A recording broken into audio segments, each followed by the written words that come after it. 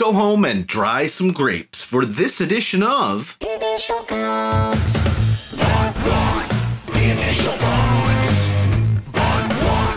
Initial Thoughts. Greetings, Trekkies! We're back from shore leave with the first episode of Lower Decks Season 3, Grounded. We're going to make first contact with a ton of spoilers if that's not what you're here for. It is so good to be back, and on the bridge of a Cali-class ship no less. The plot of this one is pretty straightforward, but as we've come to expect from Lower Decks, there's a ton of lore to hash over. We're dropped into a Federation news broadcast, reminding us that at the end of the previous season, Captain Freeman was arrested for destroying Big Strong City, the capital of Pakled Planet. Lore tidbits in the news ticker includes a promoted Admiral Jellicoe as he bans the running joke, the Zebulon sisters, from active Starfleet duty. The return of baseball to Earth as the London Kings take on the Buffalo Solar Knights in tournament play. And still in the world of sports, the youngest Zach Dorn at age 6 is crowned Stratagema Grandmaster. What I find kind of unbelievable is that a Mr. Sonny Clemens, a man now in his 60s or older that in reality is more than 400 years old, is exciting teens to the point of injury rushing the stage. I've got to start with a dislike on this one. As Mariner sees the broadcast, she breaks the last of her father's view screens, enraged as she thinks her mom isn't getting a fair trial. Even though, in true Lower Decks fashion, Beckett is blowing this way out of proportion and her dad's plants are suffering for it. I've got a like for again updating the Borg battle scene. Every season it gets a little more impressive, this year adding a crystalline entity with sound effects added over the theme, and the Klingons have shown up to face the Borg now. Brad apparently has an untapped harem of women who work for his raisin-drying family, and I've got to give a like for this gag where they're just throwing themselves at him, and he doesn't seem to understand the meaning of sexual tension. He divulges to Mariner that he keeps his own backups and retellings of the captain's logs.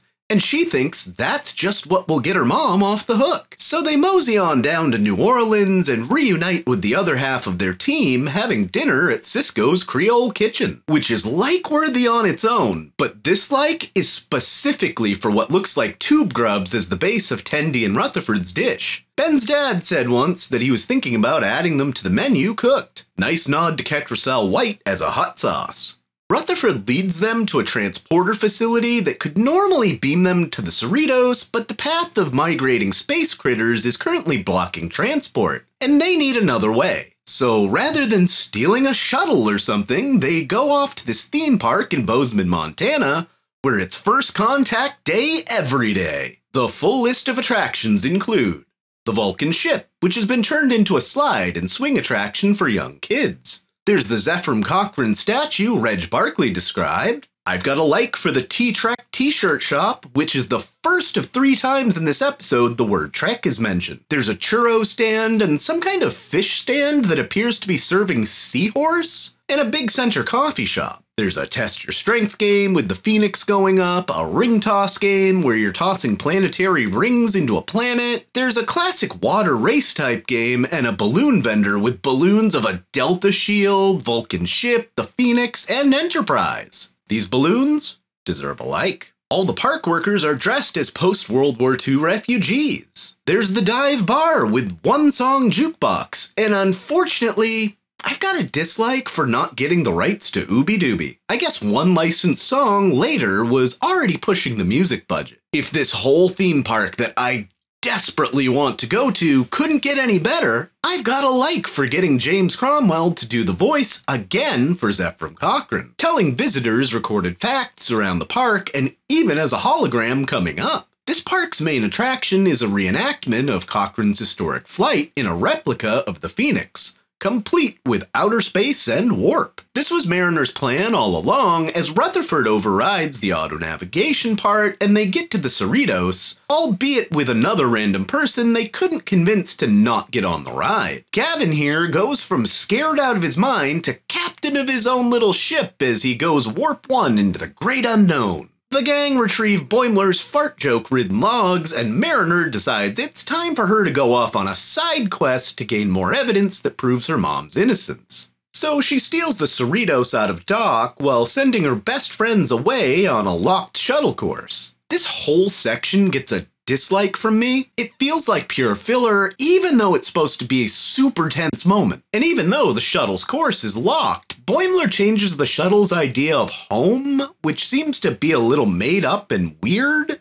Either way, just as the ship becomes a kind of coral reef breeding ground for the space critters and Starfleet security is about to smack Beckett down, in strolls Carol and tells security to take a hike. Turns out it was all a ploy by the Packlids to try and get the Federation to settle them on a more resource-rich planet. By the way, dislike for not getting Tim Russ, one of Trek's biggest main character fans of the franchise, to even do a line in this one. It is very cool to see what Tuvok is up to in the post-Voyager universe, though. I've got a like for the dry dock station being the umpteenth appearance of the Regula 1 model, now in cartoon form. For a model designed under the smallest budget movie in all of Trek, Paramount certainly got their money out of that one. In the end, the moral is that Mariner hasn't made a lot of progress in the last 2 seasons, and is still just one wrong move away from being kicked out of Starfleet. Her Admiral Dad and Captain Mom decide to turn the fate of her career over to Commander Ransom, who will have sole authority to shape her up or ship her out of Starfleet. The last 2 things to wrap up are bringing up the joke about Fermat's last theorem, which was a 400-year-old unsolved math problem highlighted in TNG's The Royale. Only problem is that it was finally solved in the real world 4 years after that episode came out. Must have been suppressed by Khan's government in 1994. We're left on Nutball Captain Newsom, who says Trek for the 3rd time in the episode, and that I have a final like for. I was kind of disappointed that the Cerritos won't run into him randomly in the future, but a satisfying payoff to the gag. There was some nice character development for Boimler and Mariner in this one. It's more ambitious than the previous 2 season openers, but I'm not sure if it's honestly as good as either of them. Those episodes were both legit funny and good places to start precisely because it was during what should have been a boring routine mission with unforeseen hazards. This episode tried to go over the top and get more in-depth, all while neither going over the top enough or getting enough in-depth. Devana and Samanthan are pretty much just along for the ride, and there shouldn't be as much filler in an episode that should be a springboard into the season. There isn't a single episode of the show I haven't thoroughly enjoyed, but as a reviewer, this one for me was the weakest season opener. Though, I'm excited to see what shenanigans the crew of the Cerritos get into this season. I've got a Trek music video coming out in a few weeks entitled Breaking the Prime Directive. My wife and I spent 3 straight weeks of the summer on it, and it's come out pretty great. All This Channel shows return over the next week, and I'll see you next week to talk about more Lower Decks. Until then, I've been your host, Dustin Wing.